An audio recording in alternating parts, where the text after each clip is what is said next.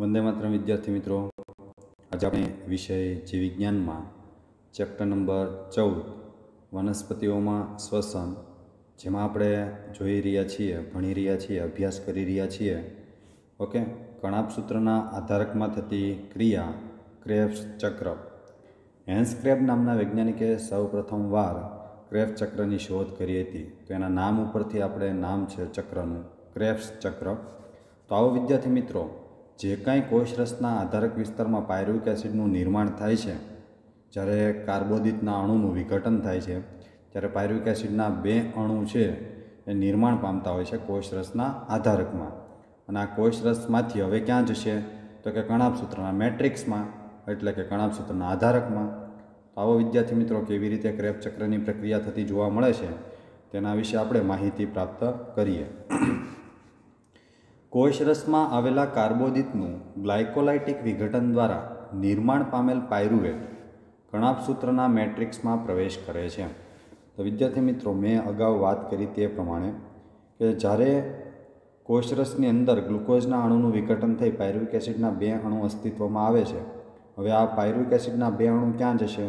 તો કે કણાભસૂત્રના આધારકમાં. ત્યાં એક ઉત્સેચક છે જેનું નામ છે પાયરુવેટ ડિહાઇડ્રોજિનેઝ. તો પાયરુવિક એસિડ છે એનું હવે ડીકાર્બોક્સિલેશન થશે, વિઘટન થશે. કયા ઉત્સેચકની મદદથી? તો કે પાયરુવેટ ડિહાઇડ્રોજિનેઝ. આ ઉત્સેચક દ્વારા ઓક્સિડેટિવ ડીકાર્બોક્સિલેશનની જટિલ સામૂહિક પ્રક્રિયાને ઉત્તેજન મળે છે. પાયરુવેટ ડિહાઇડ્રોજિનેઝની સાથે અન્ય સહઉત્સેચક કાર્ય કરે છે, જેવા કે NAD+ અને સહઉત્સેચક કોએન્ઝાઇમ A. તો અહીંયા તમે સમજી શકો છો કે પાયરુવિક એસિડનું વિઘટન થઈ એસિટાઇલ CoA બનતું જોવા મળે છે. તો જુઓ નીચે, પાયરુવિક એસિડ એમાંથી શું બને છે? Acetyl CoA. ઓકે, તો કોણ કોણ પ્રક્રિયામાં ભાગ ભજવે છે? તો કે કોએન્ઝાઇમ A અને NAD+. કયા ઉત્સેચકની મદદથી આવું થાય છે? તો કે પાયરુવેટ ડિહાઇડ્રોજિનેઝની મદદથી. ઓકે, ડીકાર્બોક્સિલેશન થાય એટલે CO2 મુક્ત થાય. NADનું રૂપાંતર શેમાં થાય? NADH2માં. સાથે સાથે નિપજ સ્વરૂપે શું પ્રાપ્ત થાય? Acetyl CoA. આ પ્રક્રિયા દરમિયાન પાયરુવિક એસિડના બે અણુનું વિઘટન કે અપચય થવાથી NADHના બે અણુઓનું નિર્માણ થાય છે. તો ખાસ યાદ રાખજો, જ્યારે ગ્લાયકોલિસિસની ક્રિયા દરમિયાન ગ્લુકોઝના અણુનું વિઘટન થતું હોય ત્યારે પાયરુવિક એસિડના કેટલા અણુ બને? બે. અને આ જે કાંઈ બે અણુઓ બનેલા છે, નિર્માણ પામેલા છે, એનું હવે કણાભસૂત્રના આધારકમાં પ્રવેશ કરશે. તો પાયરુવિક એસિડ જ્યારે કણાભસૂત્ર નામની અંગિકામાં પ્રવેશ કરે છે ત્યારે ડીકાર્બોક્સિલેશનની ક્રિયા થતી હોય, એટલે કે CO2 મુક્ત થતો હોય, અને NAD છે એ NADH2માં ઓક્સિડાઇઝ થતો હોય છે. એસિટાઇલ CoA ત્યારબાદ ચક્રીય પથ ટ્રાયકાર્બોક્સિલિક એસિડમાં પ્રવેશ કરે છે. ટ્રાયકાર્બોક્સિલિક એસિડ ચક્ર એટલે શું? તો કે ક્રેબ્સ ચક્ર. ઓકે, એનું બીજું નામ છે ટ્રાયકાર્બોક્સિલિક એસિડ ચક્ર, જેની સમજૂતી હેન્સ ક્રેબ નામના વૈજ્ઞાનિકે આપી હોવાને કારણે તેને ક્રેબ્સ ચક્ર પણ કહેવામાં આવે છે. ખાસ યાદ રાખજો, હું ક્રેબ્સ ચક્ર કહું, TCS સાયકલ કહું, ઓકે, બધું એક જ. ટ્રાયકાર્બોક્સિલિક એસિડ ચક્ર અથવા તો TCA અથવા તો ક્રેબ્સ ચક્ર. TCA ચક્રનો પ્રારંભ એસિટાઇલ સમૂહની ઓક્ઝેલો એસિટિક એસિડ અને પાણી સાથે સંગઠિત થવાથી સાઇટ્રિક એસિડનું નિર્માણ થાય છે. તો ખાસ યાદ રાખજો, ક્રેબ્સ ચક્રનો પ્રારંભ ક્યાંથી થાય? તો આપણે એમ કહી શકીએ કે કણાભસૂત્ર નામની જે અંગિકા છે એના આધારક વિસ્તારમાં 4 કાર્બનયુક્ત સંયોજન છે જેનું નામ છે ઓક્ઝેલો એસિટિક એસિડ.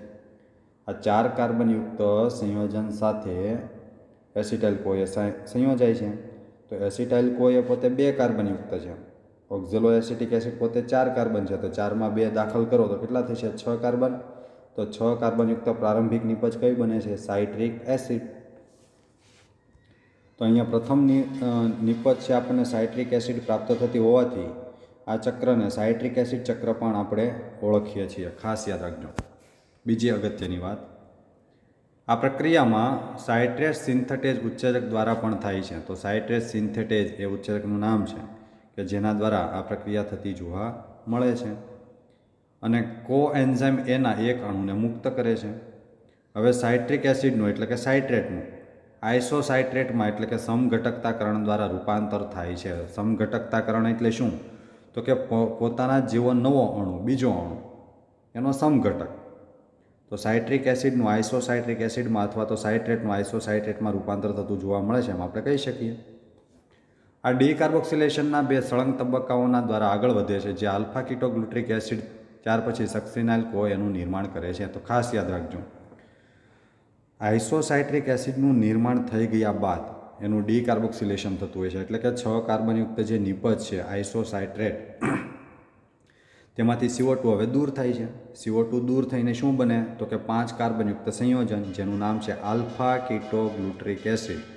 આખા ક્રેબ ચક્રની અંદર આ એક જ નિપજ એવી છે કે જે 5 કાર્બનયુક્ત છે જેનું નામ છે આલ્ફા કીટોગ્લુટેરિક એસિડ।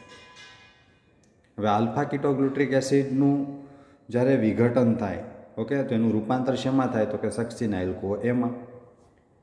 સાઇટ્રિક એસિડના બાકીના તબક્કાઓમાં સક્સિનાઇલ CoA ઓક્ઝેલો એસિટિક એસિડમાં ઓક્સિડેશન પામીને ચક્રમાં આગળ વધવામાં મદદરૂપ થાય છે। તો અહીંયા તમે ચક્ર જુઓ એટલે વધારે ખ્યાલ આવે। પાયરુવેટ છે એટલે કે પાયરુવિક એસિડ, ઓકે, આપણે રંગ પસંદગી થોડીક અલગ કરીએ। પાયરુવિક એસિડ છે 3 કાર્બનયુક્ત સંયોજન છે। તો જુઓ એની અંદર કોઈ એન્ઝાઇમ એ દાખલ થાય, ડીકાર્બોક્સિલેશન થાય એટલે CO2 દૂર થાય તો એસિટાઇલ CoA બને છે। આ સમયગાળા દરમિયાન NADનું રૂપાંતર NADH2માં પણ થતું હોય છે। ચાલો હવે આ એસિટાઇલ CoA છે ક્યાં જશે તો કે કણાભ સૂત્રના આધારકમાં 4 કાર્બનયુક્ત સંયોજન છે જેનું નામ છે ઓક્ઝેલો એસિટિક એસિડ। પોતે 4 કાર્બનયુક્ત સંયોજન છે, એમાં 2 કાર્બનયુક્ત સંયોજન દાખલ કરો તો કેટલા કાર્બનયુક્ત નિપજ મળે 6 કાર્બનયુક્ત। તો 6 કાર્બનયુક્ત નિપજનું નામ છે સાઇટ્રિક એસિડ। ચાલો સાઇટ્રિક એસિડ પોતાનો સમઘટક એવો આइसोसाइट्रिक એસિડમાં રૂપાંતર પામશે અને आइसोसाइट्रिक એસિડનું ડીકાર્બોક્સિલેશન થાય એટલે CO2 મુક્ત થાય, NADનું રૂપાંતર NADH2માં થાય તો 5 કાર્બનયુક્ત સંયોજન બને જેનું નામ છે આલ્ફા કીટોગ્લુટેરિક એસિડ। 5 કાર્બનયુક્ત આલ્ફા કીટોગ્લુટેરિક એસિડ છે એ શેમાં પરિવર્તિત થશે તો કે સક્સિનાઇલ CoA।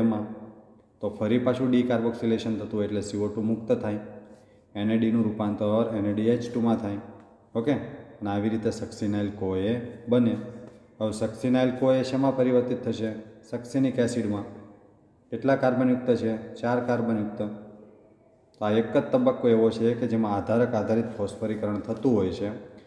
ગ્વાનોસાઇન ડાયફોસ્ફેટનું રૂપાંતર ગ્વાનોસાઇન ટ્રાયફોસ્ફેટમાં થતું જોવા મળે છે, એટલે કે GDPમાંથી GTP નિર્માણ પામતો જોવા મળે છે।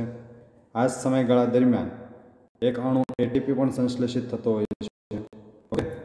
ચાલો હવે સક્સિનિક એસિડ છે એનું રૂપાંતર શેમાં થાય છે તો સક્સિનિક એસિડનું રૂપાંતર મેલિક એસિડમાં થતું જોવા મળે છે। તો મેલિક એસિડ પોતે કેટલા કાર્બનયુક્ત સંયોજન છે 4 કાર્બનયુક્ત। આ એક જ તબક્કો એવો છે કે જેમાં FADનું રૂપાંતર FADH2માં થાય। FAD એટલે રિડક્શન પ્રેરક ઘટક, ઓકે। રિડક્શન પ્રેરક ઘટકનું નામ છે ફ્લેવિન એડેનાઇન ડાયન્યુક્લિયોટાઇડ। ખાસ યાદ રાખજો, FADનું પૂરું નામ છે ફ્લેવિન એડેનાઇન ડાયન્યુક્લિયોટાઇડ। પોતે કયો ઘટક છે રિડક્શન પ્રેરક। તો રિડક્શન કરશે તો FADનું રૂપાંતર શેમાં થાય FADH2માં, અને સક્સિનિક એસિડ છે શેમાં રૂપાંતરિત થઈ જાય મેલિક એસિડમાં। મેલિક એસિડનું ડિહાઇડ્રોજનેશનની ક્રિયા થાય એટલે શું થશે NADનું રૂપાંતર NADH2માં, અને આ તબક્કા દરમિયાન 4 કાર્બનયુક્ત સંયોજન બને જેનું નામ છે ઓક્ઝેલો એસિટિક એસિડ। તો આવી રીતે 4 કાર્બનયુક્ત ઓક્ઝેલો એસિટિક એસિડ પુનઃ પ્રાપ્ત થતું જોવા મળે છે। અહીં તમે સમજી શકો છો કે હેન્સ ક્રેબ નામના વૈજ્ઞાનિકે કણાભ સૂત્રના આધારકમાં આવી નિપજો બનતા જોઈ, ઓકે। તો ફરી પાછું એસિટાઇલ CoA છે ઓક્ઝેલો એસિટિક એસિડ સાથે સંયોજાય તો 6 કાર્બનયુક્ત સંયોજન પ્રાપ્ત થાય જેનું નામ છે સાઇટ્રિક એસિડ। તો વારંવાર આ ચક્ર ફરશે અને આવી રીતે સતત નિપજો બન્યા કરશે, ઓકે। તો અહીંયા 3 જુદા જુદા કાર્બનયુક્ત નિપજો પ્રાપ્ત થાય છે। એક નિપજ આપણને 6 કાર્બનયુક્ત, એક 5 કાર્બનયુક્ત અને એક 4 કાર્બનયુક્ત। તો જુદી જુદી 3 નિપજો આપણને જુદા જુદા કાર્બનવાળી પ્રાપ્ત થતી હોવાથી તેને આપણે ટ્રાયકાર્બોક્સિલિક એસિડ ચક્ર પણ કહી શકીએ। તો ક્રેબ ચક્ર હું કહું અથવા તો ટ્રાયકાર્બોક્સિલિક એસિડ ચક્ર કહું, ઓકે, કે સાઇટ્રિક એસિડ ચક્ર, બધું એક જ। सक्सिनाइल कोएमांथी सक्सिनिक एसिडना रूपांतरण दरमियान जीटीपीना एक अणुनुं निर्माण थाय छे। जीटीपीनुं पूरुं नाम छे ग्वानोसाइन ट्राइफोस्फेट। ओके, आ प्रक्रियाने आधारक आधारित फॉस्फोराइलेशन कहे छे। तो क्रेब चक्रमां आ एक ज तबक्को एवो छे के जेमां आधारक आधारित फॉस्फोरीकरण थतुं जोवा मळे छे अने जीटीपीनो अणु संश्लेषित थतो जोवा मळे छे। आ युग्म प्रक्रियाओमां जीटीपी जीडीपीमां रूपांतरण पामे छे અને એડીપીનું એટીપીમાં નિર્માણ કરે છે। ચક્રમાં 3 સ્થાન એવા છે કે જેમાં એનએડીનું એનએડીએચ2માં રિડક્શન થાય છે અને એક જ સ્થાન એવું છે કે જેમાં એફએડીનું એફએડીએચ2માં રિડક્શન થાય છે। તો આખા ક્રેબ ચક્ર દરમિયાન 4 એનએડીએચ2 અને 1 એફએડીએચ2 બનશે। ટીસીએ ચક્ર દ્વારા એસિટાઇલ કોએનો ઉચ્ચચક્રીય એસિડનું નિરંતર ઓક્સિડેશન માટે ઓક્ઝેલો એસિટેટના પુનઃનિર્માણની આવશ્યકતા રહેતી હોય છે। तो जो निरंतर आ चक्र फरवा माटे कयो निपज बनवी जरूरी है? तो ऑक्झेलो एसिटिक एसिड है वारंवार फरीथी प्राप्त थवुं जरूरी है कि जेथी करीने आ चक्र सतत चाल्या करे। आ चक्रनो प्रथम सभ्य है वधुमां एनएडी प्लस और एफएडी प्लसनुं पुनःनिर्माण क्रमशः एनएडीएच2 और एफएडीएच2 मांथी थवुं जरूरी है। तो विद्यार्थी मित्रों, खरेखर आ एनएडीएच2 है अथवा तो एफएडीएच2 है। ज्यां सुधी वातावरणना O2 साथे संयोजाशे नहीं त्यां सुधी पाणीनो अणु मुक्त थतो नथी। एटले के ग्लुकोजना एक अणुनुं संपूर्ण ऑक्सिडेशन थवा माटे एफएडीएच2 અને एनएडीएच2 ने वातावरणना O2 साथे संयोजावुं अति जरूरी है। त्यारे जईने ग्लुकोजना एक अणुनुं संपूर्ण ऑक्सिडेशन थयुं एम आपणे कही शकीए। आम श्वसननी आ अवस्थाना समीकरणने संक्षिप्तमां नीचे प्रमाणे दर्शावाय छे। तो जो नीचे एक समीकरण आपेलू है आखे आखू क्रेब चक्रनु कि जेथी तमे सारी रीते समझी सको।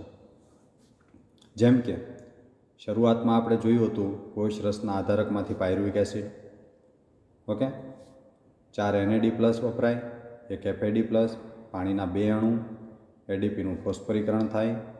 तो कणाभसूत्रना आधारकमां निपज शुं मळे? तो कि 3 CO2 मुक्त थाय, 4 एनएडीएच2, 1 एफएडीएच2 અને 1 एटीपी। ओके, જ્યારે પાયરુવિક એસિડનો એક અણુ હોય ત્યારની વાત છે। અત્યાર સુધી આપણે જોઈ ચૂક્યા છીએ કે ગ્લુકોઝનું વિઘટન થવાથી CO2 મુક્ત થાય છે। તો હવે તમે સમજી શકો છો કે જ્યારે જ્યારે જારક શ્વસન પણ થતું હોય ત્યારે નિપજ સ્વરૂપે CO2 મુક્ત થતો જોવા મળે છે। NADH2ના 8 અણુ, FADH2ના 2 અણુ અને 2 ATPના અણુઓ નિર્માણ પામે છે। तो एक संपूर्ण जारक श्वसन दरमियान, एक संपूर्ण क्रेब चक्र दरमियान पायरुविक एसिडना 2 अणु જ્યારે કણાભસૂત્રના આધારકમાં દાખલ થાય ત્યારે નિપજ સ્વરૂપે આપણને 8 NADH2, 2 FADH2 અને 2 ATP અણુ સંશ્લેષિત થતા જોવા મળે છે એમ આપણે કહી શકીએ। તમને આશ્ચર્ય થતું હશે કે અત્યાર સુધી શ્વસનની ચર્ચા દરમિયાન ન તો ક્યાંય ઓક્સિજનના ઉપયોગની અને ન તો ક્યાંય એટીપીના ઘણા બધા અણુઓના નિર્માણની ચર્ચા કરી છે। तो खरेखर एक संपूर्ण जारक श्वसन दरमियान टोटल 30 एटीपी बनता होय अने ग्लायकोलिसिसना 8 एटीपी आवी रीते कुल मळी ग्लुकोजना एक अणुना संपूर्ण ऑक्सिडेशन दरमियान 38 एटीपी निर्माण थता जोवा मळे छे एम आपणे कही शकीए। आ उपरांत NADH2 અને FADH2 ना संश्लेषणनी भूमिका शुं हशे? આપણે એ સમજવું પડશે કે શ્વસનમાં ઓક્સિજનની ભૂમિકા શું છે। તો હવે તમને ખ્યાલ આવ્યો કે શ્વસનમાં ઓક્સિજન છે એ ગ્લુકોઝનું ઓક્સિડેશન કરે છે ત્યારે જઈને સંપૂર્ણતઃ એટીપી સંશ્લેષિત થતા જોવા મળે છે। અને એટીપી કેવી રીતે નિર્માણ પામે છે? તો ક્રેબ ચક્ર, ગ્લાયકોલિસિસના જુદા જુદા તબક્કાઓમાં જ્યારે ક્રમશઃ એનું વિઘટન થતું હોય ત્યારે જુદા જુદા તબક્કાઓમાં એટીપી સંશ્લેષિત થતા જોવા મળે છે એમ આપણે કહી શકીએ। તો વિદ્યાર્થી મિત્રો, ખાસ તૈયાર કરવું। આજે આપણે જે સંપૂર્ણ માહિતી પ્રાપ્ત કરી તે ક્રેબ ચક્રની હતી અથવા તો ट्रायकार्बोक्सिलिक एसिड चक्र अथवा तो साइट्रिक एसिड चक्र कोईपण रीते तमे एने जुदा जुदा 3 नामोथी याद करी शको छो। ओके, तो खास तैयारी करवी। Have a nice day, good day.